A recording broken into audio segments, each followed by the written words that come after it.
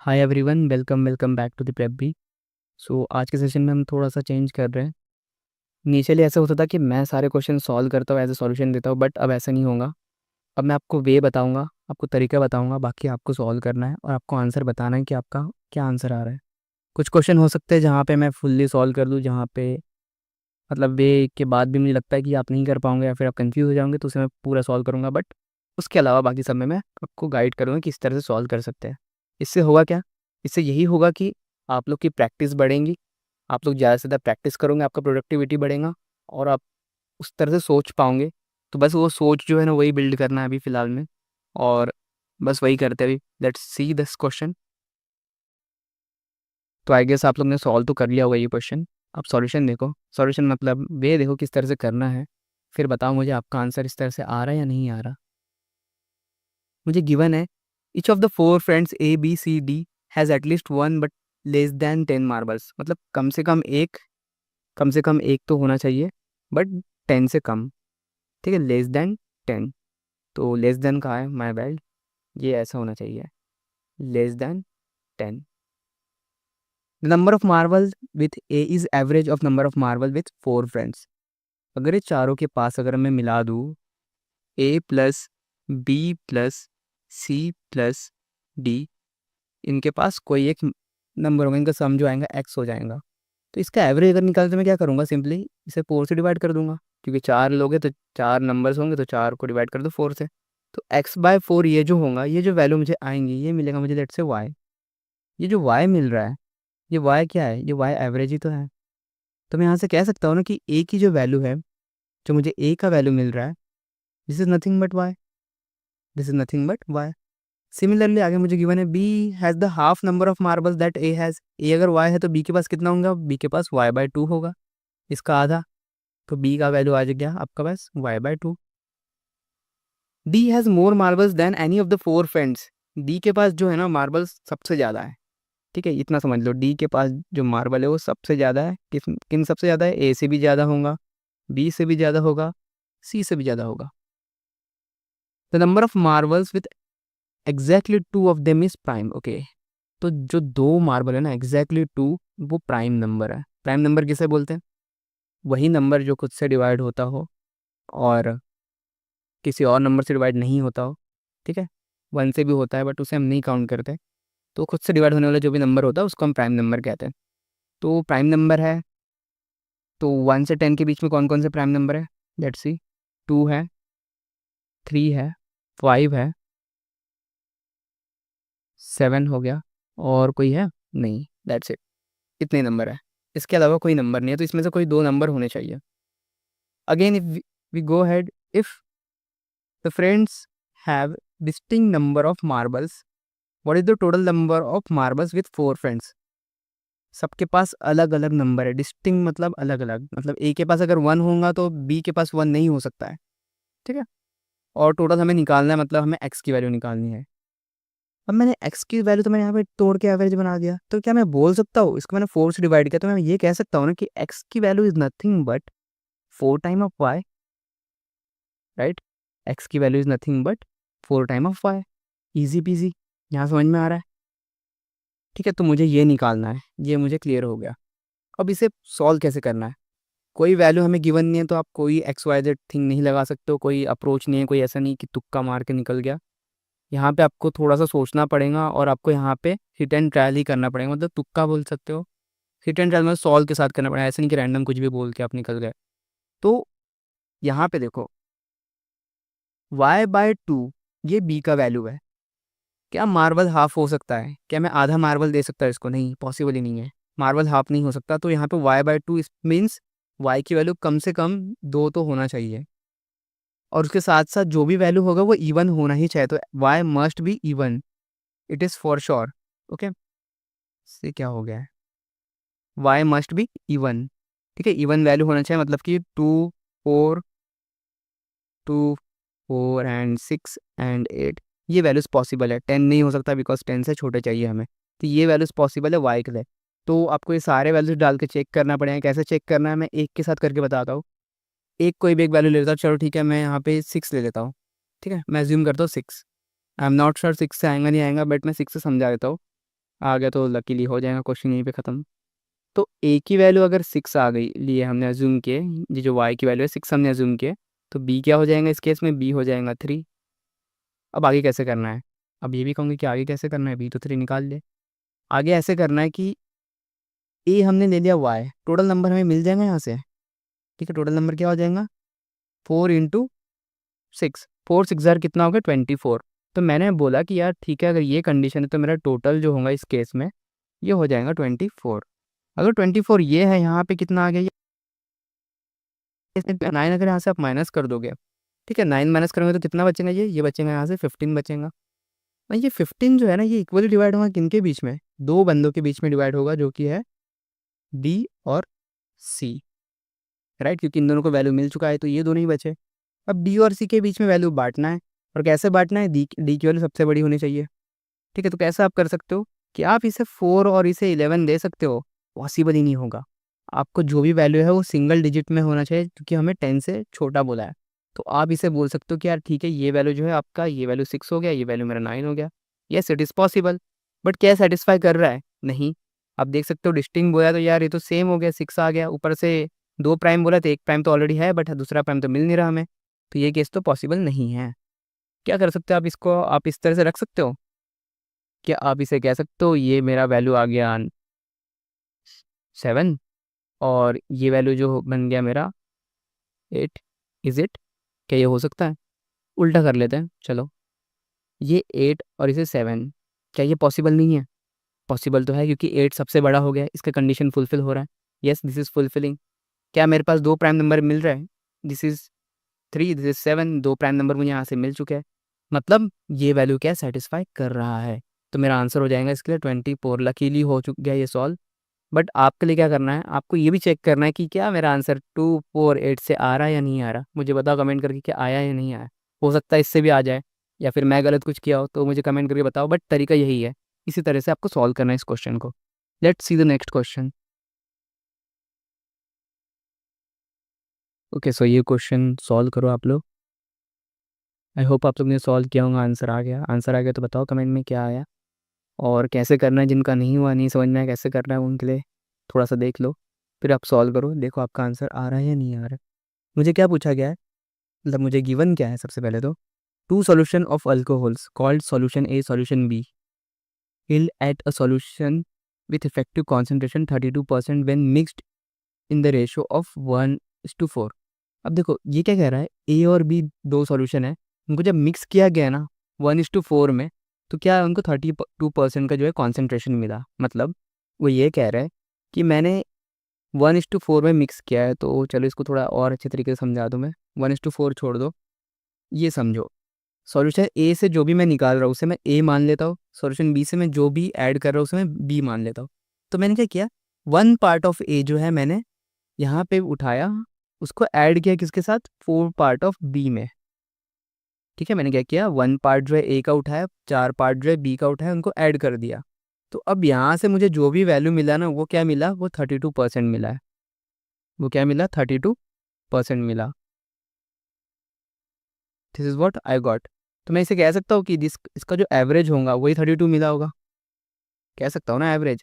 अगर आप परसेंटेज में बात करो या फिर इस तरह से बात करो, वही होगा। ठीक है, तो इसका सिंपल है भाई, a+4b/5 = 32 मिल गया।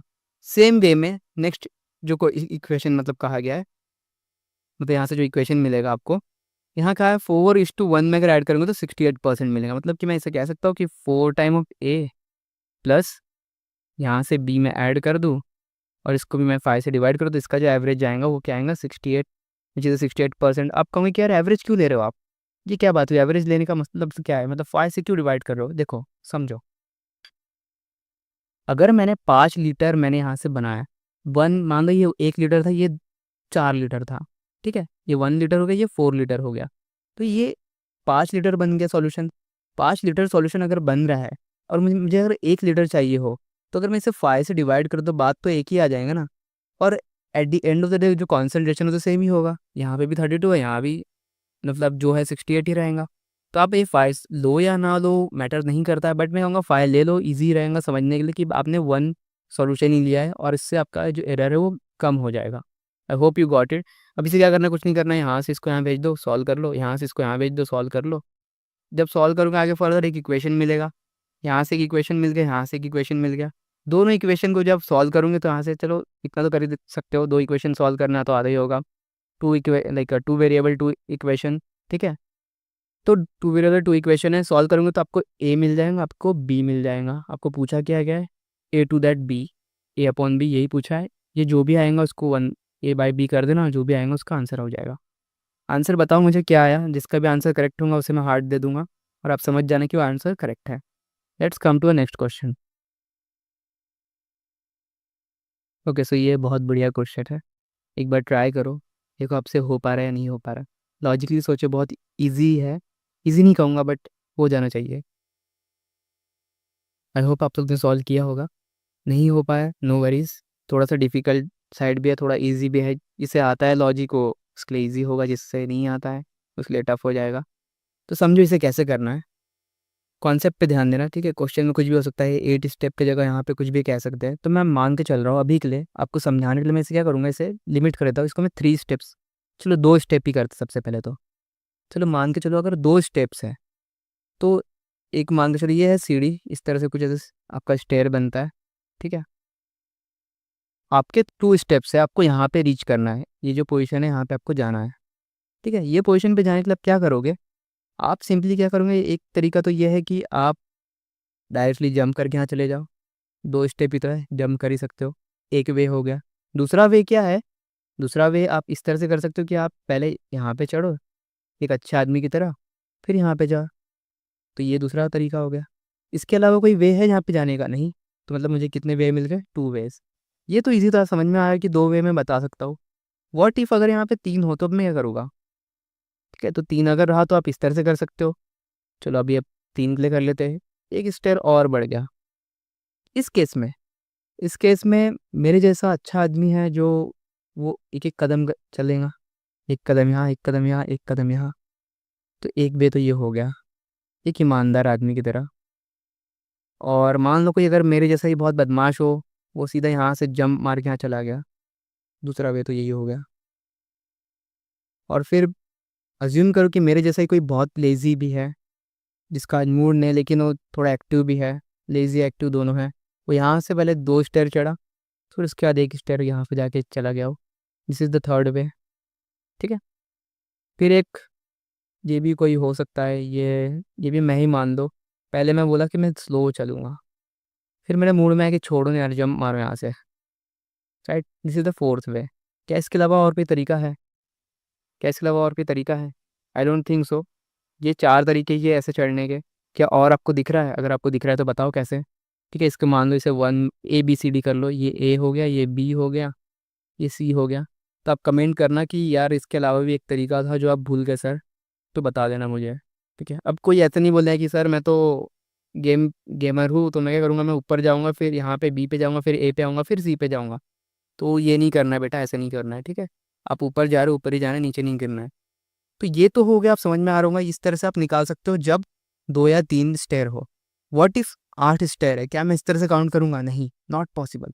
तो जब मैंने 2 स्टेयर लिया था तब मेरे कितने केस बन रहे थे, दो, मतलब दो, मतलब मुझे पॉसिबिलिटी थी, 2 वे में मैं जा सकता था। जब मैंने 3 स्टेयर लिया तो मेरी पॉसिबिलिटी कितने बढ़ गए, 2 से बढ़ गए, मतलब 4 हो गया। पहले 2 था फिर 4 हो गया। देख रहे हो, ये 2 से इंक्रीमेंट, मतलब 2 का स्क्वायर बन गया ये। तो इस केस में भी जब आप 8 स्टेप्स चढ़ोगे, जब आपको 8 स्टेप जाना है, आपको जब 8 स्टेप जाना है, उस केस में क्या हो जाएगा, क्या 2 to the power 8 होगा? नहीं, ये गलती से ही मत कर देना, बहुत से लोग ये करेंगे और ये 256 जो है मार्क कर देंगे। ऐसा नहीं करना है बेटा, ये तो सब थोड़ी गलती होंगी। ये देखो, जब 3 स्टेयर था उस केस में आपने कितने टाइम चढ़े हो, 2 बार, 2 का पावर कितना हो गया, 2 हो गया, ठीक है। मतलब एक स्टेयर कम कर देना। तो सिंपली क्या करना है, आपका लॉजिक यही है, ऐसा अगर स्टेयर वाला क्वेश्चन हो, आपको अगर 8 स्टेयर चढ़ना है, 9 चढ़ना है, 10 चढ़ना है, कितना भी चढ़ना हो, उससे एक माइनस कर दो, उसको 2 के पावर में लगा दो, जो वैल्यू आएंगे वो आपका आंसर हो जाएगा।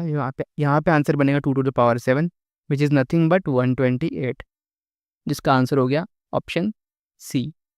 आई होप समझ में आया, कॉन्सेप्ट भी समझा हो, सॉल्व कैसे करना है वो भी समझ गया होगा। अगर नहीं समझा है तो बताओ मुझे कहाँ नहीं समझा, और कुछ नहीं कर सकते फिलहाल तो वापस देख लो, हो सकता है इन फ्यूचर में सेम क्वेश्चन लेके आओ, अगर आप कमेंट कर दो कि सेम क्वेश्चन ला दो ऐसा वाला और समझना है इसे, ठीक है। So for now here we are done. हम करते हैं fourth question, let's see the next question. अब एक क्वेश्चन पॉलिनोमियल से भी देख लो, क्या पूछा है यहाँ पे, coefficient of x square in the polynomial, ये आपको निकालना है। तो ट्राई करो कैसे करना है, सॉल्व करो, क्या पता आपसे हो जाए ये। आई होप आप लोग ने सॉल्व कर लिया होगा, नहीं किया बहुत दुख के साथ करना पड़ रहा है यार, आप बहुत गलत कर रहे हो अपने लिए। अब करने के बाद भी नहीं आया तो देखो क्या कर सकते हो आप, समझो इसे। आपको क्या कहा गया है, एक्स स्क्वायर का कोफिशिएंट निकालना है, जो भी एक्स स्क्वायर का कोफिशिएंट होगा। इस केस में एक्स स्क्वायर कोफिशिएंट कैसे निकालोगे, आपको पहले जो टर्म है यहाँ से स्टार्ट हो रहा है, इस टर्म को आपको मल्टीप्लाई करना होगा इससे, ठीक है। फिर ये पूरे जो भी इससे वैल्यू आएंगे उससे मल्टीप्लाई करोगे इससे, फिर इससे जो आएंगे वो इसे करोगे, फिर इससे जो आएंगे इसे करोगे, फिर इससे जो आएंगे वो इसे करोगे। और इस तरह से अगर आप कर देंगे तो आपका आंसर आ जाएगा। बट इसके बाद जब आप ये सॉल्व करोगे तो आपको बहुत बड़ा इक्वेशन मिलेगा और शायद हो सकता है वहाँ पे मिस्टेक भी कर जाओ। तो ये क्लासिक क्वेश्चन है, बहुत बार पूछा जाता है, अगर आपको पूछा जाएगा तो एक्स स्क्वायर ही मोस्टली पूछते हैं वो लोग, ठीक है। एक्स क्यूब होगा तो क्या करेंगे कभी देखा जाएगा, अभी के स्क्वायर पे बात करते हैं। तो स्क्वायर में करना क्या है, आपको एक्स स्क्वायर निकालना है। एक्स स्क्वायर कैसे मिलेगा आपको, जब भी आप एक्स को इस एक्स से मल्टीप्लाई करोगे तभी तो वैल्यू स्क्वायर में बनेगा। सिमिलरली यहाँ पे भी आप इसे इससे मल्टीप्लाई करोगे या फिर इससे इससे मल्टीप्लाई करोगे तो आपके एक्स की वैल्यू आते एक्स स्क्वायर की वैल्यू मिलते जाएंगी, राइट। तो आपको करना क्या है, आपको कुछ नहीं करना, आपको कोफिशिएंट देख लेना है कि एक्स के कोफिशिएंट कौन कौन से है। तो देख लो कोफिशिएंट क्या क्या है, इस केस में एक्स के कोफिशिएंट क्या 1 है। कोफिशिएंट मतलब जिसे वो भी नहीं पता तो यार एक्स के सामने जो भी मल्टीप्लाई हो रहा है उसे हम कोफिशिएंट कह देते हैं। एक्स क्या है, वेरिएबल है, तो वेरिएबल के आगे जो भी मल्टीप्लाई हो रहा है उसे हम कोफिशिएंट कहते हैं। तो यहाँ पे 1 है, दूसरे केस यहाँ पे 2 है, यहाँ पे क्या है 3 है, यहाँ पे क्या है 4 है। ओके यार ये 4 क्यों नहीं बनता है, यहाँ पे क्या है 5 है, यहाँ पे क्या है 6 है, ठीक है। ये सारे आपने कोफिशिएंट्स निकाल लिए, ये 4 है, ए मत समझ लेना कोई, ठीक है। 1 2 3 4 5 6 ये कोफिशिएंट है। जब भी अब आपको पूछा जाए कि कोफिशिएंट ऑफ एक्स स्क्वायर निकालना है तो आपको सिंपल क्या करना है, आपको निकालना है सम ऑफ, क्या निकालना है आपको, सम ऑफ प्रोडक्ट ऑफ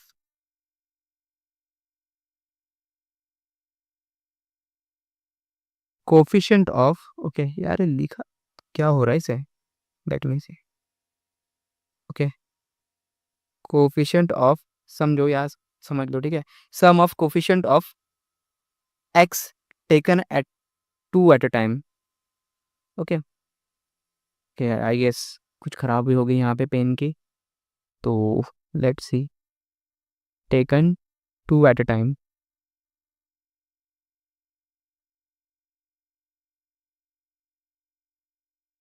ठीक है। थोड़ा देख लेना, ये समझ लेना, ये पता नहीं क्या हुआ है, अवॉइड करो इसे। So sum of product of coefficient of X taken 2 at a time, ये आपको करना है। अब इस केस में कैसे करोगे, कुछ नहीं, सम मल्टीप्लाई कर लो, प्रोडक्ट कर लो, प्रोडक्ट बोला है ना, प्रोडक्ट किसका, कोफिशिएंट ऑफ एक्स का, दो हमने यहाँ पे कोफिशिएंट ऑफ एक्स निकाल दिए सारे के सारे। 2 एट अ टाइम लेना है, 2 एट अ टाइम मतलब कि 1 इंटू 2 करना है, प्लस सिमिलर वे में 1 इंटू 3 करना है, plus 1 into 4, plus 1 into 5, plus 1 into 6। I guess we are done, 1 के साथ तो हो गया। नेक्स्ट क्या करना है, आगे भी बढ़ना है, इसे भी तो लेना है, 2 के साथ भी करो भाई मल्टीप्लाई, 2 इंटू 3। आप कहोगे 2 इंटू 1 क्यों नहीं सर, 1 इंटू 2 2 इंटू 1 एक ही बात तो होता है, plus okay 2 into 4, plus 2 into 5, plus 2 into 6। Next 3 ले लो, 3 के साथ लोगे तो यार 3 वन ज़ा तो हो गया है, 3 टू ज़ा भी हो चुका है, तो क्या लोगे 3 इंटू 4 लोगे, राइट। तो ये इजी तरीका है, मैं इस तरह से सॉल्व करता हूँ। बाकी आप लोग देख सकते हो, आपको और कोई दूसरा भी आता हो तो इजी कैलकुलेट करने के लिए इसे फास्ट में, तरीका तो यही है, वे यही है सॉल्व करने का इसका। इंटू 3 इंटू 6 एंड देन 4, 4 से कर लो, 4 into 5, plus 4 into 6, plus 5 into 6, that's it. ये सबको कैलकुलेट कर लो, ऐड कर लो, ये सारा ऐड है, मतलब यहाँ पे प्लस होना चाहिए, तो मैं नीचे लिखा हूँ, ठीक है, कि समझने के लिए आपको कि मैंने कैसे किया। मैंने 1 into 2, 1 into 3, 1 into 4, 1 into 5, 1 into 6 कर लिया। फिर मैं 2 से यहाँ पे किया, इससे हुआ क्या, इससे ये हुआ कि रिपीटेशन अवॉइड हो गया, कि ज़्यादा से ज़्यादा रिपीटेशन जो हो सकते थे गलती से मिस्टेक्स वाइज कुछ मैं कर सकता था, वो गलती कम हो गई है। बस यही है। इससे मल्टीप्लाई कर लो, ऐड कर लो, जो भी आंसर आएंगे वही आपका फाइनल आंसर हो जाएगा। That is the coefficient of x square. I hope you got it. करना क्या है, अगर वही पूछ ले कोई कि कोफिशिएंट ऑफ एक्स स्क्वायर निकालो, बहुत बड़ा सा सीरीज दे दे, उसमें भी लॉजिक तो सेम है, यही लगाना है आपको। इस तरह से आपको सॉल्व करना है। क्या करना है, sum of the product of coefficient of X taken 2 at a time. That's it. Let's see the next question. Okay, so last question पे हम आ चुके हैं। क्या पूछा है इसमें, एरिया पूछा है, ग्राफ किसके, function of graph, okay graph of function, उसका एरिया निकालना है। ट्राई करो कैसे करोगे आप, फिर देखो कैसे करना है इसे। आई होप आप लोग ने सॉल्व कर लिया होगा। अगर कर लिया तो बहुत बढ़िया, सॉल्व हो गया तो बहुत बढ़िया। कमेंट में बताओ किस किस से सॉल्व हो चुका है फिफ्थ क्वेश्चन, फिफ्थ सॉल्व ऐसे लिख दो। नहीं हुआ तो भाई कुछ नहीं, अभी देखो सॉल्यूशन, मतलब सॉल्यूशन मतलब तरीका देखो, पहले समझो क्या कैसे करना है।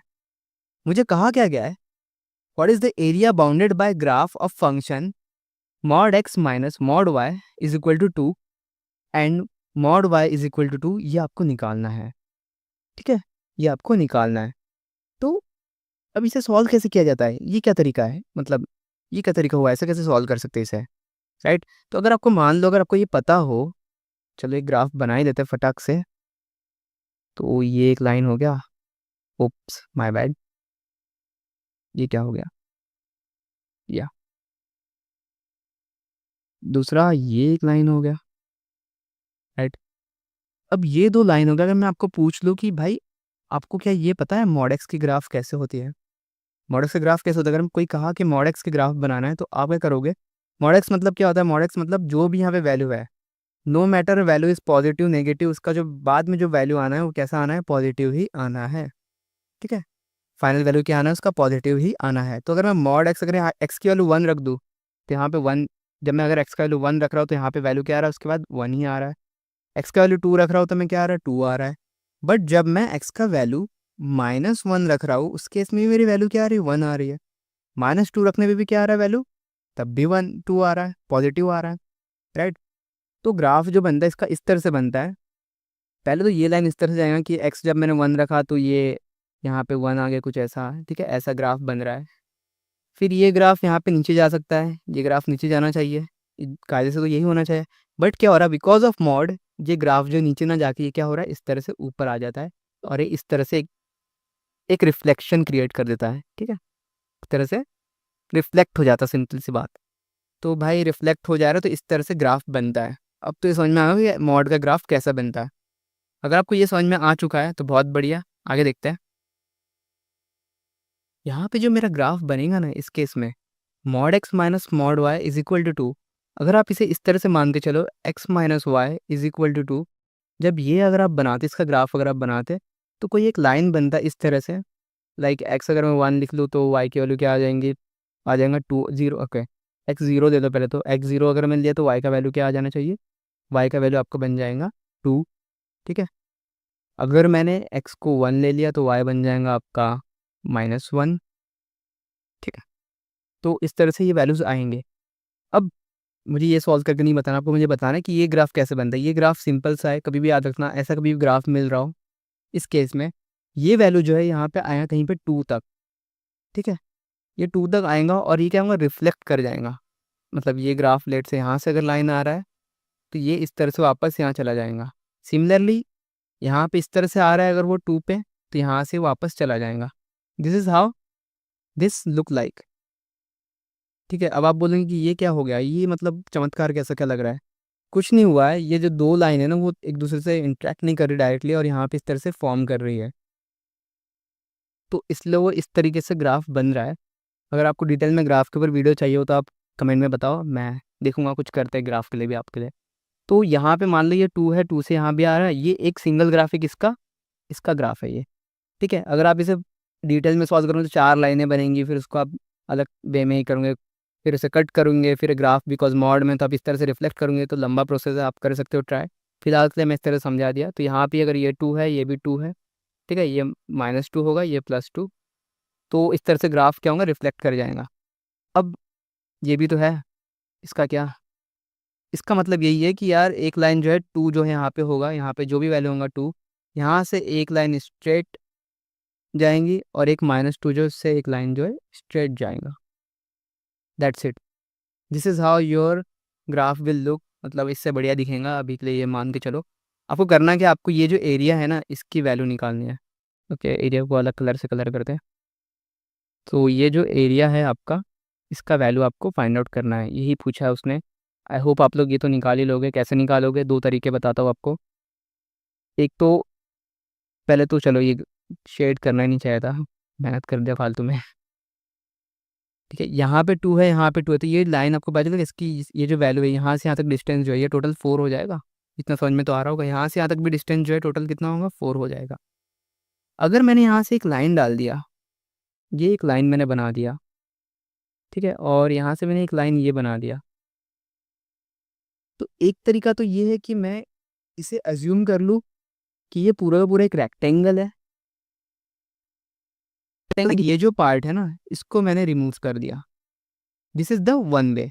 सेकेंड वे व्हाट, कैसे करूँगे सेकेंड में, सेकेंड में इस तरह से मान लो इसे मैंने यहाँ पे कनेक्ट कर दिया, इसे मैंने यहाँ पे कनेक्ट कर दिया, सिमिलरली इसे मैंने यहाँ पे कनेक्ट कर दिया, इसे मैंने यहाँ पे कनेक्ट कर दिया। एंड आई गेस ये इजी हो जाएगा, ये मेरे लिए इजी है क्योंकि मैं इससे जल्दी कैलकुलेशन कर सकता हूँ। एंड आई गेस मैं कर भी लूँगा। ये जो है लेंथ यहाँ से यहाँ तक का मुझे पता चल गया 4 है, यहाँ से यहाँ तक का जो 4 है। तो अगर मैं डायगोनल्स मुझे पता है, डायगोनल के अकॉर्डिंग मैं निकाल सकता हूँ, क्योंकि मुझे पता है एरिया ऑफ स्क्वायर, ये जो पूरा है ये क्या बन गया, स्क्वायर बन गया। तो area of square using diagonal is nothing but diagonal into diagonal square. ठीक है, डायगोनल स्क्वायर मतलब 4 का स्क्वायर, और उसको डिवाइड कर दो 2 से। तो 4 का स्क्वायर बन जाएगा आपका 16, 16/2। ओके माय बैड, 2 से थोड़ा डिवाइड होगा, ये क्या कर रहा हूँ मैं।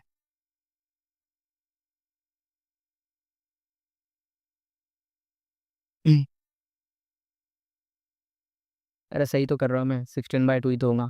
ओके, एरिया ऑफ स्क्वायर याद रख लो, डायगोनल स्क्वायर बाय 2 होता है। मैं कंफ्यूज हुआ था कि यार 2 आएगा कि नहीं आएगा, बट 2 होता है। ओके, बहुत दिन हो गए ना नहीं किया कुछ सॉल्व इसलिए। तो 16/2 हो जाएगा ये। ठीक है, तो इसकी वैल्यू आपको 8 मिल जाएगी।